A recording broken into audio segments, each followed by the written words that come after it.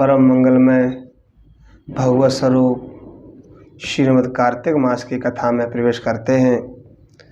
जो माताएं देवियां कोई भी कार्तिक मास का व्रत कर सकता है।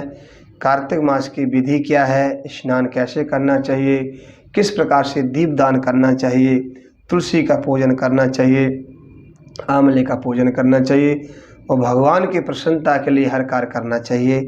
तो नैमिषारण्य क्षेत्र में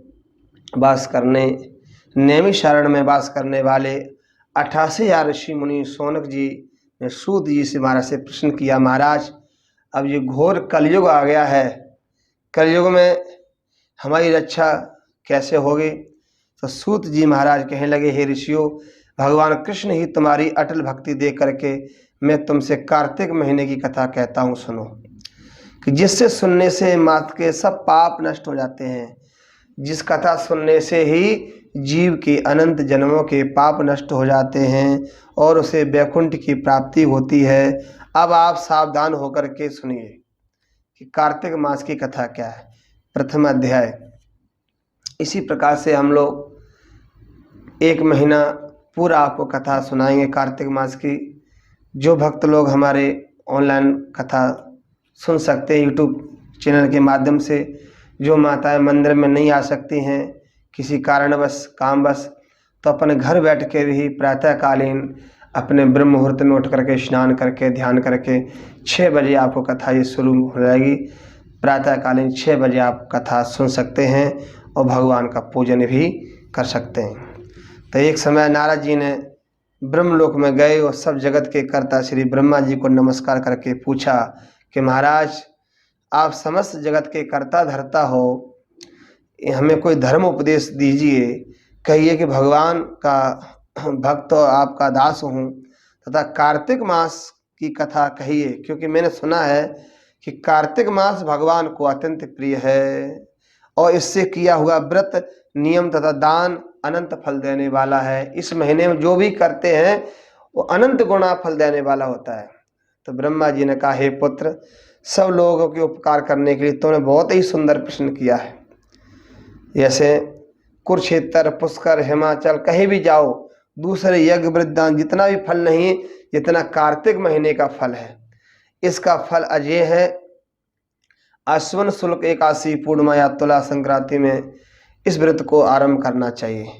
आश्विन जो क्वार की जो पूर्णिमा है उससे शुरू लेकर के कार्तिक की पूर्णिमा तक 1 महीना होने वाला ये व्रत है।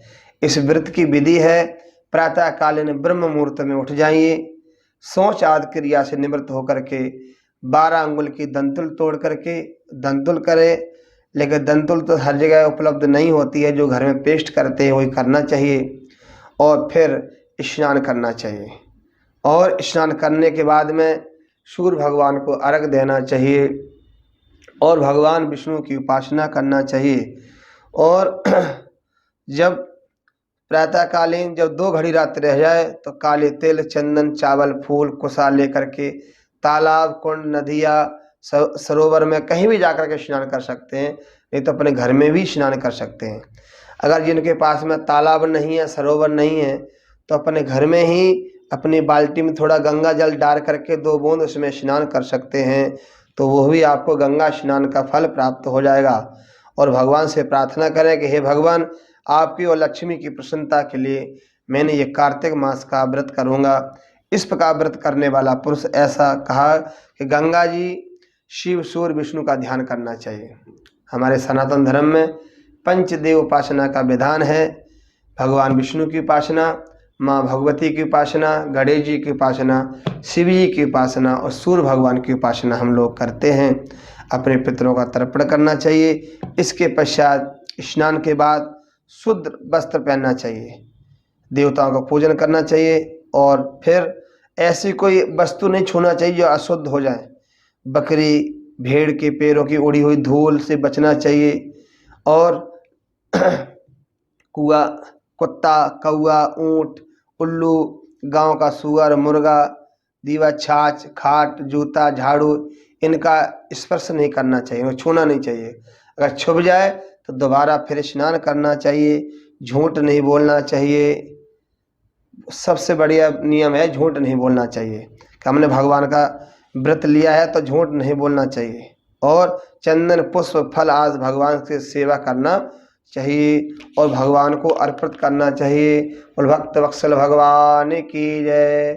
नित्य प्रति गीता जी का जो स्तुति है उसमें जो अर्जुन ने जो स्तुति करी है भगवान की, जब भगवान ने विराट रूप दिखाया है तो अर्जुन ने स्तुति करी है, प्रभु आपका कीर्तन करके ही है हर्षित जगत पाय अनुराग भी। ये स्तुति नित्य करना चाहिए भगवान के सामने बैठ करके, तो भगवान नित्य ही आपके जीवन में सब प्रकार से खुशियाँ बरसाएंगे। ओम शांति शांति शांति।